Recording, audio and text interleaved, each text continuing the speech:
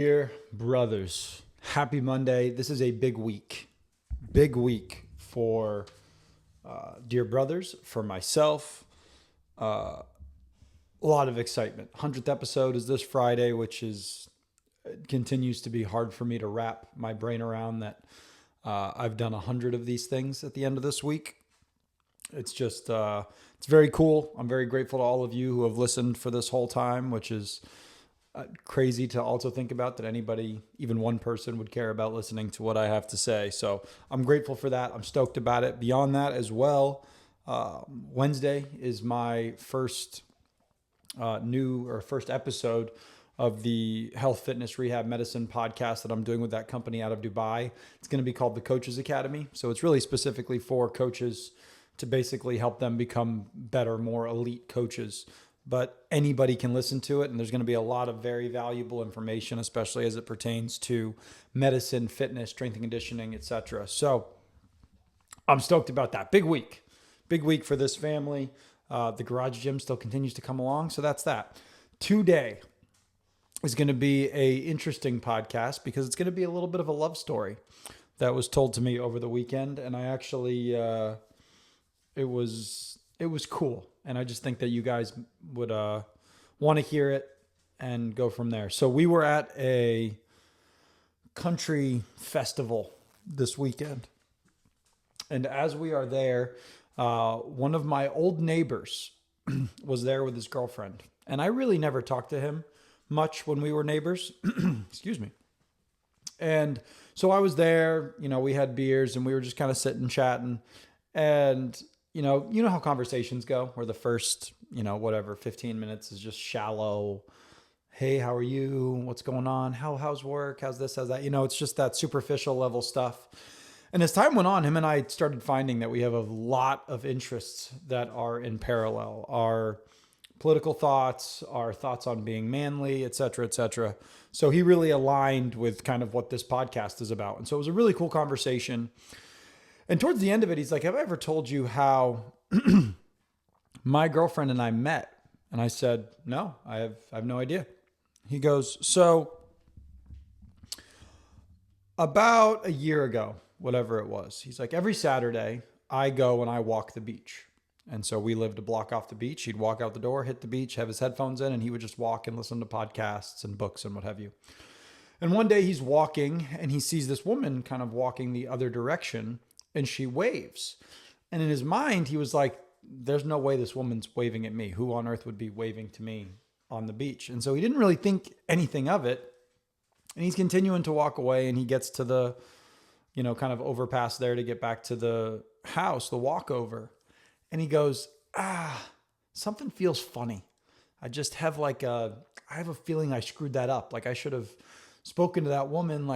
Something feels off. And you're talking about a guy who's, he was divorced once in the past. He's a single guy now, kind of goes to the beat of his own drum, certainly has dated or what have you, but it's not like he, every time he sees a woman, he gets some funny feeling, but there was just something about this woman that waved at him that drew him back. And so he turned around, started walking back. And as he's going to walk back, she's walking towards him. And they kind of exchange some niceties, but as you guys all know, it can be super awkward just talking to someone that you don't know. And you're like, oh, they'll probably think that I'm creepy or crazy, especially in today's day and age where everything seems creepy in some capacity. And so that was kind of the end of it. They walked away. He went back, and he just kept having this feeling like, I screwed that up. I need to know this woman. I need to get to know this woman. There's just something, I don't know what it is, but it's just something. And I can't explain it. And I just feel moved to go talk to this woman. And so he made this conscious effort that every time he walked the beach, he would keep an eye out to see if he saw her again. Well, as per the usual, the next Saturday, he went walking, and wouldn't you know, she was walking right back towards him. And so he's like, won't mess this up twice. Walks right to her. They start talking. He asks her out on a date. And they go, and kind of the rest is history, if you will. That was, I believe, like a year ago. And now they've been dating, and they're talking about moving to this new place together. And it's just super cool. So as cool as that is that they met like that, right? Like that's not it's like, oh yeah, they met. It's cool. Congratulations, Jackson. That's not you know, give me something to walk away with today. This is what's cool. So about 6 months, I think he said, before they'd met, he started going back to church again, kind of finding his faith again. And, one of the things that, he kind of mentioned was trying to, maybe find a lady in his life or, figure that out. And so as he goes back to church, all of a sudden this woman gets basically dropped in his lap, who was also a godly woman and looking for someone who could be that other part of her as well. So you're talking about two people that were almost looking for one another without knowing it. And they just so happened to cross paths on a beach. And both of them had that same feeling of like, something's funny about this. Something's different about it. And I know all of you listening have felt that in some capacity where you're like, something feels funny. I felt that when I met my now wife. I was done dating. I wanted nothing to do with it. And I was like, I'm going to do one more date. And I'd been, I had started praying about it at that point. I'm like, I'm out. All these women suck. I can't do this. And I was like, you know what? I'm going to give it one more chance. And she had the same thing happen. She was like, I'm done with this. I don't want it. She had a friend that convinced her like, hey, just go on one more date.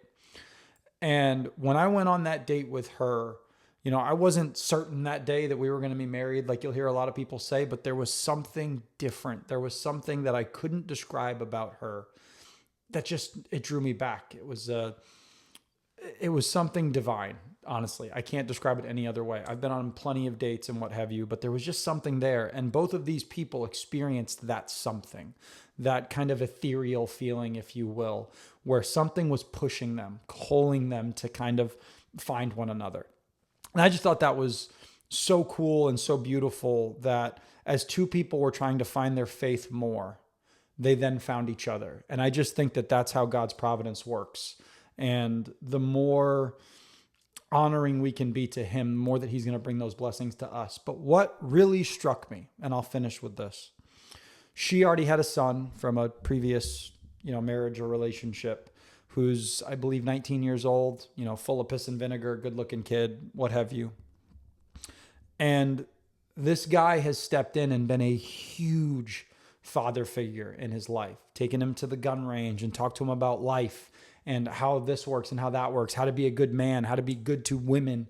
It just stuff that makes you so happy inside where you're just like, that's beautiful.